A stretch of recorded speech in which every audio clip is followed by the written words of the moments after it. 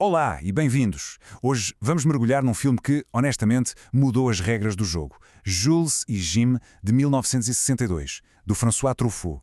E a grande pergunta que se impõe é: como é que um filme com mais de meio século continua a parecer tão fresco, tão vibrante e, acima de tudo, tão revolucionário? E olhem só para esta citação do New York Times. Um filme sobre o amor, mas não é romântico no sentido convencional. Isto diz quase tudo, não é? Prepara-nos logo para algo que vai completamente contra a corrente do que esperamos de uma história de amor. Estamos a falar de algo, bem, muito mais complexo e, quem sabe, até mais real. Ok, então, para percebermos isto, vamos diretos ao coração do filme, a sua história. É aqui que tudo começa, a base de tudo o que torna Jules e Jim, bem, tão especial. Então, no centro de tudo isto, temos estes dois amigos inseparáveis. O Jules, um escritor austríaco, e o Jim, um escritor francês. A amizade deles é o pilar da história, uma amizade profunda que se desenrola num cenário muito particular.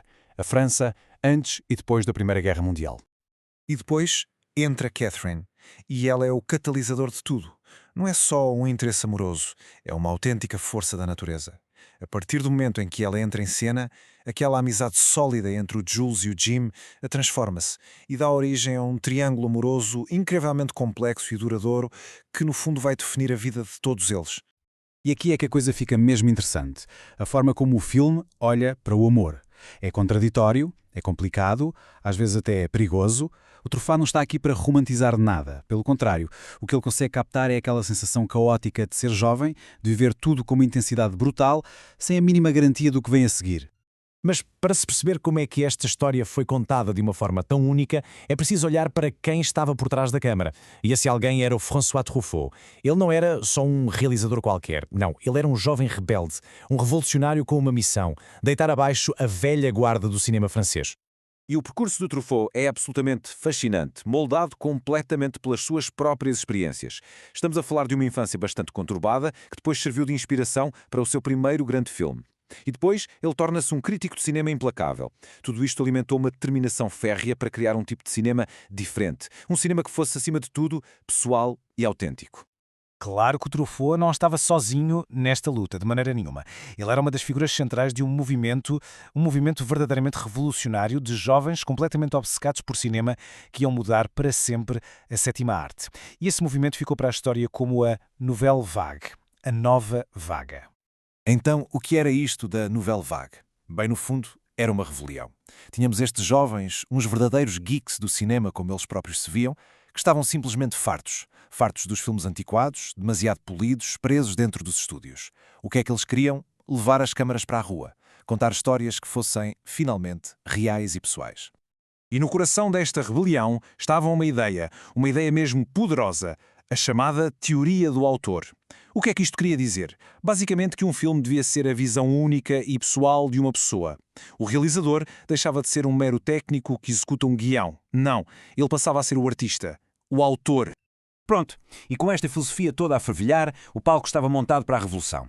Vamos então voltar a Jules e Jim e ver na prática como é que o Truffaut pegou nestas ideias todas e as atirou para o grande ecrã.